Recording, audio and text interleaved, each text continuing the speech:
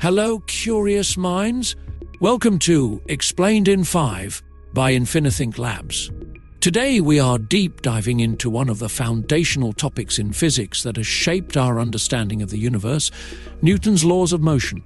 From the way planets orbit the sun to the reasons behind the working mechanisms of your favorite gadgets, these laws are at work. Join us as we explore each law in detail, uncover their implications in various scientific fields, and see how they influence modern technology and engineering. Strap in for a journey through history, science, and real-world applications that'll transform how you see the world around you.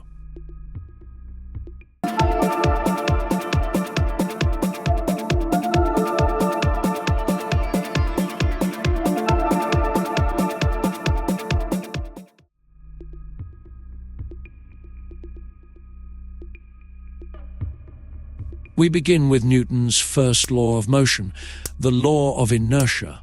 But what is inertia? Let's delve deep into the concept. In the 17th century, Sir Isaac Newton introduced a radical idea that an object will not change its motion unless a force acts on it. This was revolutionary at the time, challenging centuries of Aristotelian thinking. Inertia is why passengers lurch forward in a car that suddenly stops. It's why a ball thrown in space will keep moving forever until something stops it. Think about how inertia plays a role in your daily activities. Have you ever wondered why it's hard to start moving when you're at rest or stop when you're running fast? That's inertia in action.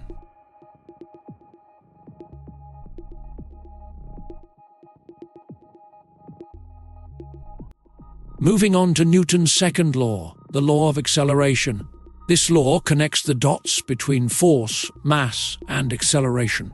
The formula force equal to mass times acceleration is a cornerstone of physics.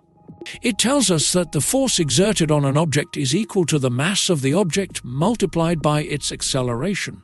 To see this law in action, let's look at sports. A golfer applying a force to a golf ball causes it to accelerate rapidly across the field. This law doesn't just make our everyday calculations easier, it's essential in designing everything from safe cars to efficient space rockets. For example, engineers use this law to calculate the optimal amount of fuel needed for a rocket to escape Earth's gravity, considering the mass of the rocket and the force needed.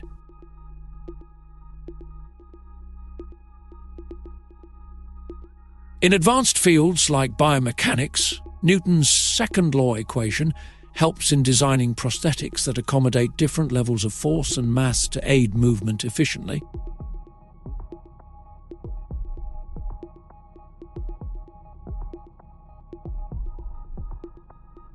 Our final stop is Newton's third law of motion.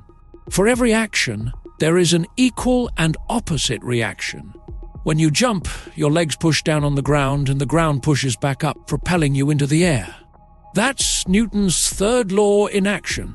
This law is visible in more than just jumping.